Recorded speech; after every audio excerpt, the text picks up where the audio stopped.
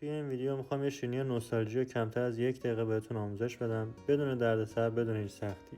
کره نیوزلندی یا روغن جامد به دمای محیط رسیده رو به همراه پودر قند میریزیم داخل میکسر و شروع میکنیم به میکس کردنش. میکس میکنیم تا کرمی رنگ بشه. بعد تخم مرغ رو به همراه شیر به موادمون اضافه میکنیم و شروع میکنیم 1 دقیقه میکس کردن.